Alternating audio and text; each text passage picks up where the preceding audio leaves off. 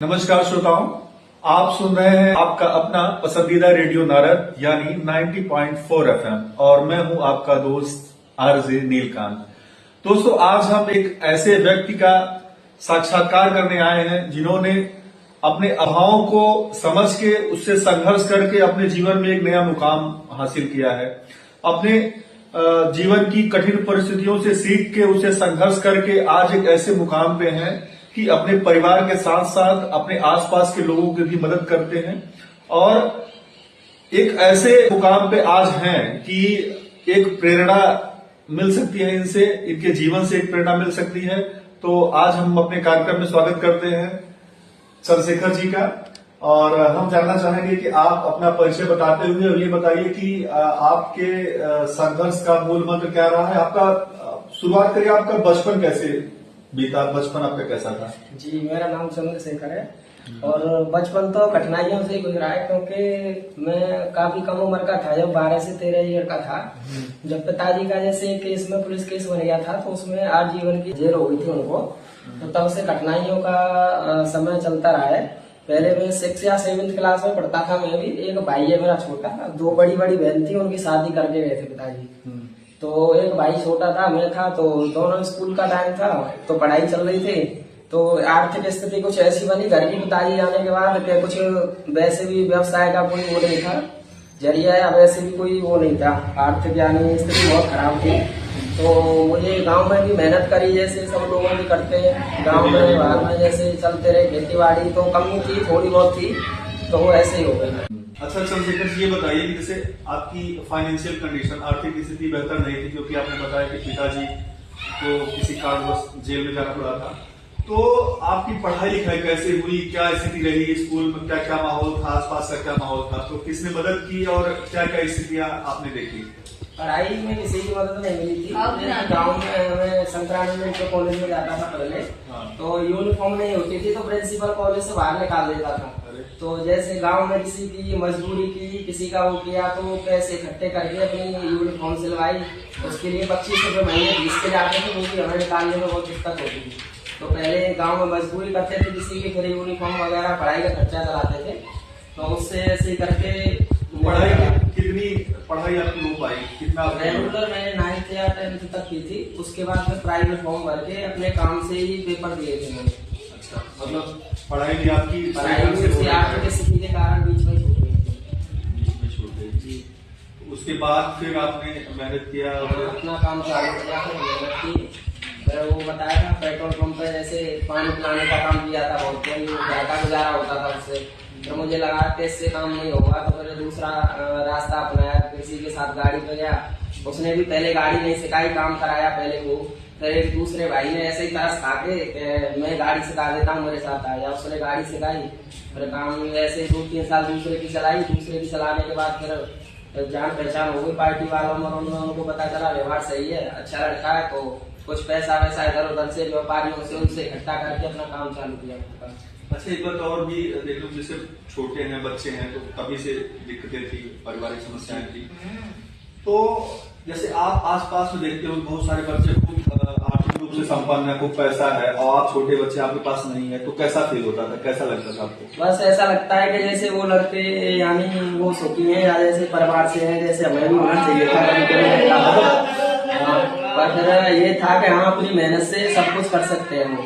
और आज भी हमारे गांव के जो बुजुर्ग लोग हैं या वो मेरी प्रेरणा देते हैं कि उसका लड़का देखो, पिताजी का नाम लेके, कि 0 से स्टार्ट किया था, कुछ भी नहीं था, सब कुछ खत्म था, फिर भी आज प्यार से क्या हो गया। कितनी बड़ी बात है कि आप इतनी कम उम्र में, आपकी उम्र 25-26 साल होगी? हाँ, 25 साल है। तो इतनी कम उम्र में आपने इतनी अच्छे ढंग से अपने को स्थापित किया, और जो कि गांव में एक प्रकार से आप प्रेरणा के रूप में है। आप बता रहे जैसे बुजुर्ग लोग और अपने बच्चों को भी कहते हैं कि जैसे उदाहरण देते हैं आपके नाम लेके, उसका लड़का देखो, उन पे कुछ भी नहीं था और आज इतना कुछ कर लिया अपने दम पर, अकेले लड़के ने। बहुत बढ़िया। छोटा भाई है, उसकी पढ़ाई, मेरी पर पढ़ाई छूटने के बाद भी उसकी रेगुलर पढ़ाई चालू रखी मैंने। अच्छा। मैंने कि ये पढ़ जाएगा तो कहीं जॉब लग जाएगी, अच्छा रहेगा। ये तो बहुत ही अच्छी बात है कि आपने खुद जो उसको आज तक कहीं कोई काम नहीं करने दिया, कहीं नहीं, वो पढ़ाई अभी तक उसी कंटिन्यू है उसकी। बहुत बढ़िया कि आपने जो झेला है वो नहीं चाहते आपके घर परिवार वाले। इसी वजह से मुझे बीच में अपनी पढ़ाई छोड़नी पड़ी थी, मेरे साथ साथ वो छोटे भाई की खराब हो गई। तो अच्छा, आपके जीवन में ऐसा मोड़ कब आया कि लगा कि अब बहुत हो गया, अब मुझे कुछ ऐसा करना है, अपनी पारिवारिक स्थिति बेहतर करनी है और खुद के लिए और समाज के लिए ऐसा करना है कि लोग मुझे प्रेरणा के रूप में याद करें और ये याद करें कि हाँ, एक व्यक्ति ने ऐसा काम किया है कि जो समाज के लिए प्रेरणादायक है। ऐसा कब लगा कि मैं कुछ इस स्थिति से मुझे निकलना है? ऐसा था कि मैं नाइन्थ की क्लास में शंकरानंद इंटर कॉलेज से पढ़ाई चालू थी मेरी, तो उसमें 25 रुपए महीने की फीस जाती थी। हमारी स्थिति वो थी कि 25 रुपए महीने भी हम पे निकल नहीं पाते थे। तो फिर ऐसे ही तब मुझे लगा कि मेरी तो पढ़ाई खराब होगी, मेरे साथ छोटे भाई की भी खराब होगी, तो अब मुझे कुछ करना चाहिए। तो फिर मैंने ऐसे ही एक पेट्रोल पंप पे काम चालू किया। वहां मुझे 3000 से 3500 रुपए मिलते थे कस्टमरों को पानी पिलाने के। उनको पानी पिलाता था, जैसे वाटर कूलर भर लिया जग में लेके उनको पानी जैसे पिलाना। तो वहां से फिर गुजारा नहीं हो रहा था, वैसे भी खर्चे बढ़ रहे थे, आर्थिक स्थिति बहुत खराब थी। तो फिर ऐसे ही किसी भाई के साथ, ताऊ जी के लड़के, उनकी गाड़ी है, तो उनके साथ गाड़ी पे गया। वहां फिर थोड़े बहुत दिन 1-2 साल ऐसे ही सीखा काम। फिर काम सीख के फिर थोड़ा अपना जान पहचान बढ़ी मार्केट में, पार्टियों में, व्यापारियों से। तो उन्होंने बोल दिया, भाई तू अब गाड़ी खाड़ी अपनी बना ले और अपना काम चालू कर। तो फिर तब से मैंने अपनी गाड़ियां ली, एक ली पहले, फिर काम सही चलने लगा, फिर 2 ली, फिर 3 ली, ऐसे 3-4 गाड़ियां आज सही चल रहा है काम। अच्छा, ऐसा कोई क्षण, ऐसा कोई समय आपके जीवन में आया कि लगा कि अब तो लगा नहीं हो पाया, मैं बहुत निराशा, जैसे कि लग रहा है कि अब बहुत कठिन स्थिति है कि पता नहीं भगवान मेरे साथ क्या कर रहे हैं, मतलब इससे मैं उबर पाऊंगा कि नहीं? नहीं, ऐसा तो कभी नहीं लगा, क्योंकि ठाकुर जी पे भरोसा भी था और अपनी मेहनत पे भरोसा भी था कि मैं कर सकता हूँ। ऐसा मुझे कभी नहीं लगा कि मैं कुछ काम नहीं कर सकता हूँ। अपनी मेहनत से वही था कि हाँ करना है और कर पाऊंगा। मना की थी सबने, घर वालों ने, नाते रिश्तेदारों ने, कि नहीं हो पाएगा, थोड़ा कर, या नहीं है बस की, कोई फेल हो जाएगा, वो हो जाएगा। मैंने जीरो तो है, जीरो से अब सक्सेस की तरफ बढ़ना है तो रिस्क तो लेना पड़ेगा थोड़ा।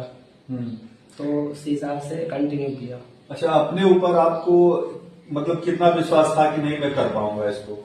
विश्वास तो बहुत था, क्योंकि अपनी मेहनत पे और लगन पे, और मुझे ये था कि हाँ अपने परिवार के लिए कुछ करना है, ये करके दिखाना है कि समाज में, गांव में के लोग ये कहें कि आप कुछ करके दिखाया लड़के ने। अच्छा, जब आपने काम की शुरुआत की, जैसे कि आपने सोचा कि आपको गाड़ियां लेनी है, उससे आपको ट्रांसपोर्ट का बिजनेस आगे बढ़ाना है जी, तो इस बिजनेस में आपको सबसे कठिन चीज क्या लगी? कि जैसे आपने सोचा होगा तो सबसे शुरुआती कठिनाई आपको क्या लगी इसमें? कठिनाई यही लगा था कि काम जैसे चालू करेंगे, कोई साथ देगा नहीं देगा, व्यापारी या मार्केट में क्या होगा, कैसे होगा, पर सब कुछ उससे, व्यवहार से, मेहनत से सब सही हुआ। जैसे हमारा एक कार्यक्रम है, स्मार्ट एनजीओ का कार्यक्रम है, सेहत से ही लाभ कही, तो उसके अंतर्गत हम आप जैसे लोगों की प्रेरणादायक कहानियां लेकर आते हैं और रेडियो के माध्यम से सुनवाते हैं। तो आप क्या ऐसा कुछ कहना चाहेंगे कि ऐसे जो कार्यक्रम के लिए, मतलब प्रेरणादायी कार्यक्रम के लिए हम लोग आगे जाते हैं, लोगों से बात करते हैं, तो उसके लिए कुछ कहना चाहेंगे कि ऐसा होना चाहिए या इस तरह का कुछ? ऐसा तो यही है, अपनी मेहनत पे थोड़ा वो करो और जो करना है उस पर कि हाँ हम ये कर सकते हैं और कर पाएंगे बस। अच्छा, अपने संघर्षों के बाद आज जो आपकी स्थिति है, तो देखते हैं तो आपको कैसा महसूस होता है? अच्छा लगता है। अच्छा लगता है, मतलब क्या फील करते होंगे कि आप अपने परिवार के लिए, समाज के लिए जब भी जो वही रहता है कि हाँ जो मैं करना चाहता था वो अपने परिवार के लिए किया और कर रहा हूँ। मतलब आपको अपने ऊपर गर्व महसूस होता है? जी, गर्व महसूस होता है जी, गर्व महसूस होता है। ये तो बहुत अच्छी बात है। अंत में हम आपसे ये जानना चाहेंगे कि हमारे जो श्रोता हैं, जो लोग हमारा रेडियो कार्यक्रम सुनते हैं, आसपास के जो लोग हैं, उनके जीवन में बहुत सारी कठिनाइयां हैं, बहुत संघर्ष है, उनकी पारिवारिक पृष्ठभूमि इतनी बेहतर नहीं है कि कुछ और वो बेहतर करने की सोच पा रहे हैं, तो उनके लिए आप क्या संदेश देना चाहेंगे? यही देना चाहूंगा कि अपनी मेहनत पे वो रहे और अपना जैसे खुद पर भरोसा रखें और अपना काम करते रहे, जैसे कि सब मंजिल तो एक दिन मिल ही जाती है, मेहनत और वो करते हैं लोग, मेहनत करेंगे जी तो जरूर सफल होंगे। श्रोताओं, ये आज के प्रेरणादायक कहानी में चंद्रशेखर जी ने बताया कि कैसे इनकी पारिवारिक पृष्ठभूमि उतनी बेहतर नहीं थी और उन संघर्षों को इन्होंने झेला, उसके बाद इन्होंने इतना मेहनत किया कि आज इस मुकाम पे हैं। एक प्रेरणादायक इनका जीवन है कि ये अपने परिवार के साथ साथ लोगों की मदद कर सकते हैं। इन्होंने संदेश भी दिया कि जो भी संघर्ष कर रहे हैं उनको अपने ऊपर विश्वास रखना चाहिए और आगे बढ़ना चाहिए, उस संघर्षों से सीख के और अपने जीवन में एक ऐसा मुकाम हासिल करें और सबके लिए एक प्रेरणादायक कहानी के रूप में प्रस्तुत हों। तो आज के हमारे सेगमेंट में इतना ही। आगे फिर मिलेंगे किसी नए व्यक्ति के साथ, किसी नई कहानी के साथ। तब तक के लिए मुझे यानी आपके अपने दोस्त आरजे नीलकांत को आज्ञा दीजिए। धन्यवाद।